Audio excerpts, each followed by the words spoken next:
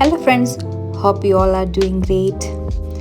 അപ്പോൾ ഞാൻ ഇന്ന് ഞങ്ങളൊരു തായ്ലൻഡ് ട്രിപ്പ്, ഒരു 6 ദിവസത്തെ തായ്ലൻഡ് ട്രിപ്പ് പോയപ്പോഴത്തേക്കും എങ്ങനെയാണ് ഞങ്ങളുടെ ലഗേജൊക്കെ പാക്ക് ചെയ്ത് റെഡിയായി പോയത് എന്നൊന്ന് നിങ്ങളുമായിട്ട് ഷെയർ ചെയ്യാം. ഇതിനകത്ത് ഞാൻ ചെയ്യുന്ന ഏതെങ്കിലും ഒരു രീതി നിങ്ങൾക്കും പ്രയോജനപ്പെടുമെങ്കിലോ. ഈ പോകുന്നതിൻ്റെ തലേന്ന് രാത്രി അല്ലെങ്കിൽ പോകുന്നതിൻ്റെ രാവിലെ പാക്ക് ചെയ്യുന്ന ആ ഒരു രീതി എനിക്ക് തീരെയില്ല. ഞാൻ എപ്പോഴും തന്നെ അതൊന്ന് പ്രീ പ്ലാൻ ചെയ്യുന്ന ആളാണ്. ഇതിപ്പം ഒരു സാറ്റർഡേ ആണ്. നെക്സ്റ്റ് സാറ്റർഡേ ആണ് ഞങ്ങൾ പോകുന്നത്. സാറ്റർഡേ ഏർലി മോർണിംഗ് ഞങ്ങൾക്ക് പോകണം. അപ്പോൾ ഇന്ന് തന്നെ അടുത്തൊരാഴ്ചത്തേക്ക് നമുക്ക് ഉപയോഗിക്കേണ്ടതല്ലാത്ത കാര്യങ്ങളുണ്ടാവട്ടെ, ട്രിപ്പിന് വേണ്ടി മാത്രം ഉപയോഗിക്കുന്ന ഡ്രസ്സുകളോ അങ്ങനെയുള്ള എന്തെങ്കിലുമൊക്കെ ഉണ്ടെങ്കിൽ അത് ഇന്ന് തന്നെ പാക്ക് ചെയ്ത് വെക്കാം. അങ്ങനെയാണ് പ്ലാൻ. അപ്പോൾ കുറച്ച് അയൺ ചെയ്യാനൊക്കെ ഉണ്ടാവില്ല. അയൺ ചെയ്യൽ ഒരു ബോറ് പരിപാടിയല്ലേ, വെറുതെ കുറേ നേരം നിൽക്കണ്ടേ. അപ്പോൾ ഞാൻ എന്ത് ചെയ്യുമെന്ന് വെച്ചാൽ, നമുക്ക് ടി വി ഒക്കെ ഇപ്പം തിരിച്ച് നമ്മുടെ നിൽക്കുന്ന ഡയറക്ഷനിലേക്കൊക്കെ മാറ്റി മറിച്ചൊക്കെ വെക്കാനുള്ള സൗകര്യങ്ങളുണ്ടല്ലോ എന്തായാലും. അപ്പം അതങ്ങ് പ്രയോജനപ്പെടുത്തും.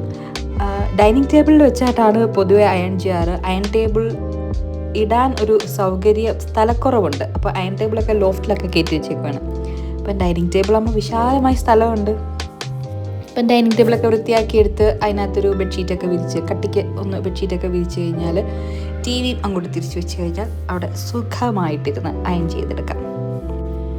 അപ്പോൾ ഒരു 6 ദിവസത്തേക്കുള്ള ട്രിപ്പാണല്ലോ. അപ്പോൾ എന്തായാലും ഞാനൊരു 6 ഡ്രസ്സ് എടുത്തിട്ടുണ്ട്.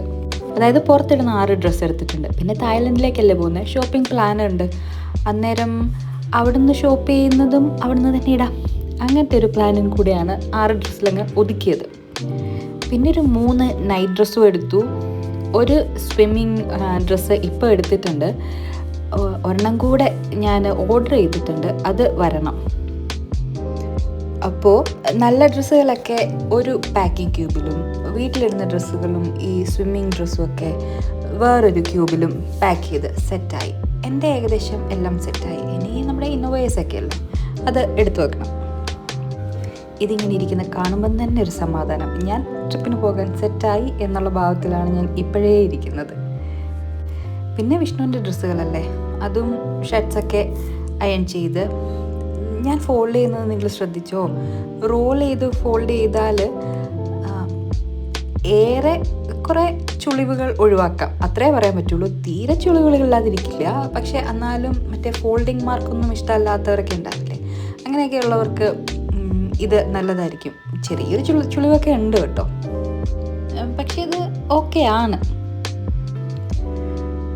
അങ്ങനെ വിഷ്ണുവിനും എനിക്കെടുത്ത പോലെ തന്നെ ഒരു 5-6 ഡ്രസ്സുകൾ, അത് 2 കൂടുതലെടുത്തെന്ന് തോന്നുന്നു വിഷ്ണുവിന്. അതും ഇതുപോലെ തന്നെ ഒരു പാക്കിംഗ് ക്യൂബിൽ റോൾ ചെയ്ത് സെറ്റ് ചെയ്ത് എടുത്തു വെച്ചു. പിന്നെ ഒരു കാര്യം ശ്രദ്ധിച്ചത്, എന്തായാലും ഒരു ബീച്ച് സൈഡിലേക്കല്ലേ പോകുന്നത്, അന്നേരം വേഗം ഉണങ്ങുന്ന ടൈപ്പ് വെള്ളമായാലും വേഗം ഉണങ്ങുന്ന ടൈപ്പ് കുറച്ച് ലൈറ്റായിട്ടുള്ള ഡ്രസ്സൊക്കെ എടുക്കാൻ ശ്രദ്ധിച്ചിട്ടുണ്ട്. തീരെ പ്യുവർ കട്ടിയുള്ള കോട്ടൺ മാത്രമല്ല എടുത്തേക്കുന്നത്, ലൈറ്റായിട്ടുള്ള കോട്ടണും കുറച്ച് മിക്സ്ഡ് ആയിട്ടുള്ള കോട്ടൺ ഡ്രസ്സൊക്കെ ഇട്ടേ, അതൊക്കെയാണ് ഷർട്ട്സിലും ഇപ്പം എൻ്റെ ഡ്രസ്സിലാണെങ്കിലും ഒക്കെ ഉള്ളത്. ഈ പാക്കിംഗ് ക്യൂബ് ഒരു മീഡിയം സൈസാണ്, പക്ഷേ ഇങ്ങനെ നമ്മൾ റോൾ ചെയ്ത് വെക്കുമ്പം അതിനകത്ത് ഒരുപാട് സ്പേസ് ഉള്ള പോലെ, അതായത് നമുക്ക് കൊള്ളിക്കാൻ പറ്റും. അതിനകത്ത് ഒരുപാട് സ്ഥലം എടുക്കാതെ എന്നാൽ ആവശ്യത്തിന് സാധനങ്ങൾ നമുക്ക് പാക്ക് ചെയ്ത് വെക്കാൻ പറ്റും. അപ്പോൾ ഷർട്ടെല്ലാം ഞാനൊരു ക്യൂബിൽ പാക്ക് ചെയ്തെടുത്ത് വെച്ചിട്ട് ഷോർട്ട്സും ജീൻസും അങ്ങനെയുള്ളതൊക്കെ വേറൊരു ക്യൂബിലേക്ക് പാക്ക് ചെയ്തെടുത്ത് വെച്ചു. പിന്നെ നമ്മൾ പോകുന്ന സ്ഥലത്ത് ബുക്ക് ചെയ്തിരിക്കുന്ന Airbnb മറ്റുമൊക്കെ വാഷിംഗ് മെഷീൻ സൗകര്യമൊക്കെ ഉള്ളതാണ്. അപ്പം ഇൻ കേസ് ആവശ്യം വന്നാൽ നമുക്ക് അലക്കി ഉപയോഗിക്കാമല്ലോ എന്നുള്ളൊരു പ്ലാനും മനസ്സിലുണ്ട്. അതുകൊണ്ട് ഒരു ഓവർ ലഗേജ് പാക്കിംഗ് ഒന്നും ഞങ്ങൾ ചെയ്തിട്ടില്ല. പിന്നെ വിഷ്ണുവിന് നിർബന്ധമാണ് രാത്രി മുണ്ട് ഒക്കെ ഉടുത്ത് കിടക്കൽ.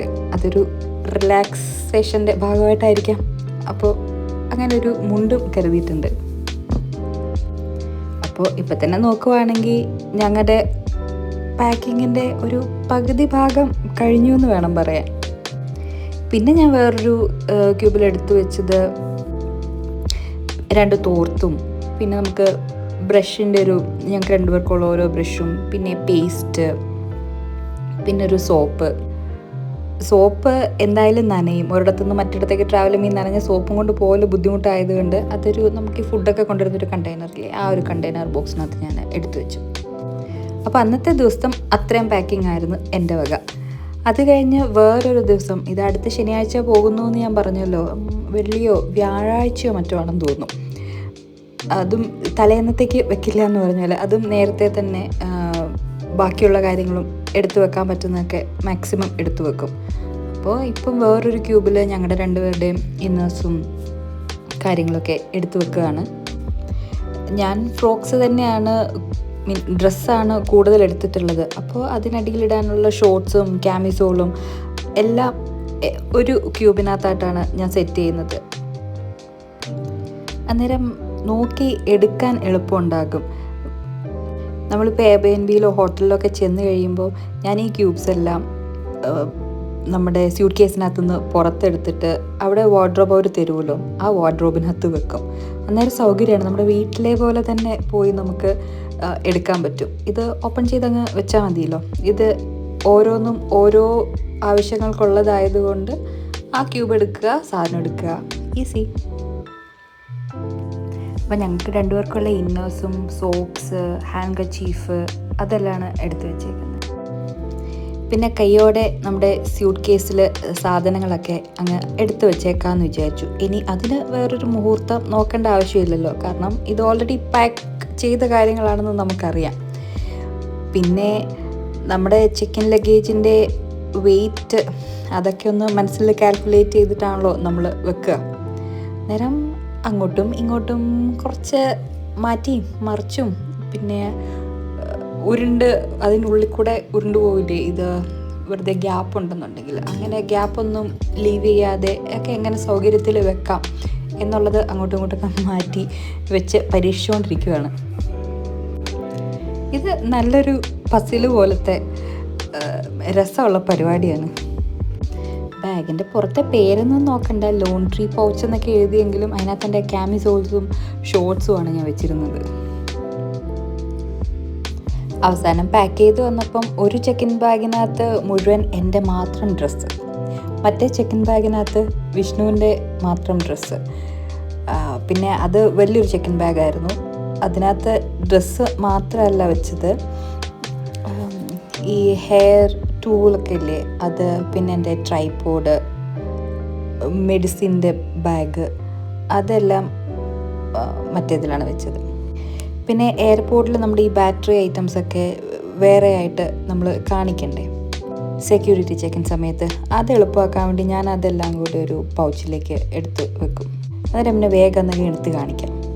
പിന്നെ പോകുന്നതിൻ്റെ തലേന്ന് തീർച്ചയായിട്ടും പിറ്റേ ദിവസം ഇട്ടിട്ട് പോകേണ്ട ഡ്രസ്സ് ഒരു മുടക്കമില്ലാണ്ട് ഞാൻ എടുത്തു വെക്കാറുണ്ട്. ഈ മേക്കപ്പ് ഐറ്റംസ് എടുത്തു വെക്കുന്നത് ഞാൻ വേറൊരു ഷോർട്സിൽ കാണിച്ചു തരാം കേട്ടോ.